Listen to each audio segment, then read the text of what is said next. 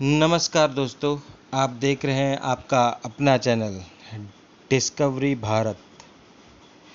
इस चैनल में हम आपके लिए लेकर आते हैं भारत देश के अनेकों वीर वीरांगनाओं की कहानियाँ।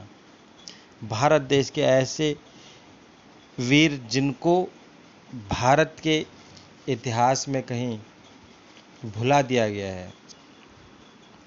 ऐसे अनकहे रहस्य जो हम आपके लिए लेकर आते हैं।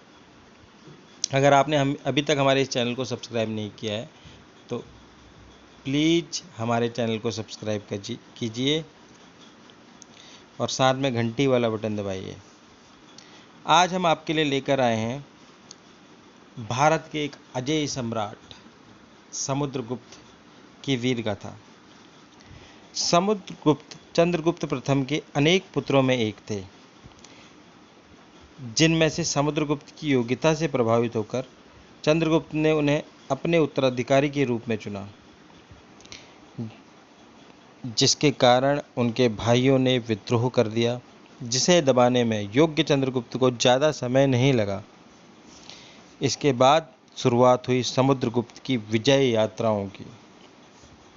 सबसे पहले उन्होंने 3 राजाओं को एक साथ हराया, जिनमें अहिच्छव के राजा अच्युत, पद्मावती के राजा भारशिववंशी राजा नागसेन, राजा कोटकुलज को विजित कर उन्होंने अपने अधीन करा। इसके बाद दक्षिण की विजय यात्रा में कौशल, महाकांतर, भरोल, पृष्ठपुर का महेंद्रगिरी, कोठूर, एरडपल्ल, कांची, अवमुक्त, वेंगी, पल्लक, देवराष्ट्र और कौस्थलपुर आदि 12 राज्यों पर विजय प्राप्त करी। जब समुद्रगुप्त अपनी दक्षिण की विजय यात्रा पर थे, तब मौका पाकर अनेक राजाओं ने पुनः अपने आप को स्वतंत्र घोषित कर दिया।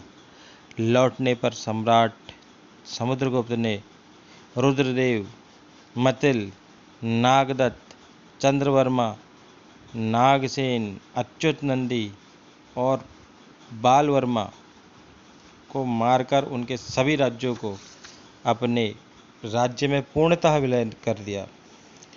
इसके बाद सीमा प्रांत के अनेक राज्यों ने सम्राट समुद्रगुप्त की अधीनता स्वीकार कर ली।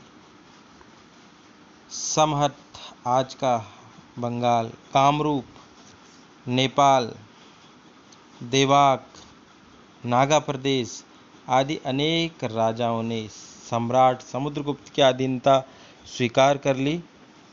पूर्व से पश्चिम तक सारे आर्यावर्त को जीतने के पश्चात सम्राट समुद्रगुप्त ने अनेकों अश्वमेध यज्ञ कराए। भारत का नेपोलियन कहे जाने वाले इस अजेय योद्धा के शरीर पर अपार बल था। इन्होंने 100 से अधिक युद्ध अपने जीवन काल में लड़े, जिसमें कभी भी उन्होंने पराजय का स्वाद नहीं चखा। परशु, बाण, सकु, तलवार आदि अस्त्र शस्त्रों के घाव उनके शरीर की शोभा बढ़ाते थे। ब्राह्मणों के धर्मोपदेश सुनना तो उनको सबसे ज़्यादा आनंद देता था। अपितु वे एक महान योद्धा थे, फिर भी संगीत में उनकी विशेष रुचि थी। उन्हें कविराज भी कहा जाता है। उनके सिक्कों में वीणा बजाते हुए उनकी आकृति अंकित की गई है। इस अजेय योद्धा के बारे में हमारे पाठ्यक्रम में बहुत कम बताया गया है।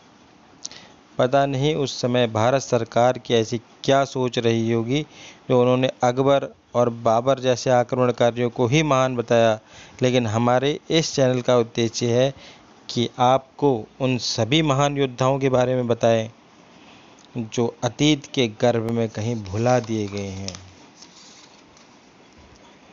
अगर आपको 100 से अधिक युद्ध जीतने वाले इस महान अजेय योद्धा और इस धर्मपरायण सम्राट के बारे में बनाया गया हमारा यह वीडियो पसंद आए तो हमारे चैनल को सब्सक्राइब करिए और हमारा साहस बढ़ाइए कि हम ऐसे ही अनेकों वीडियोस, ऐसे ही अनेकों वीर गाथाएं आपके सामने लाते रहें।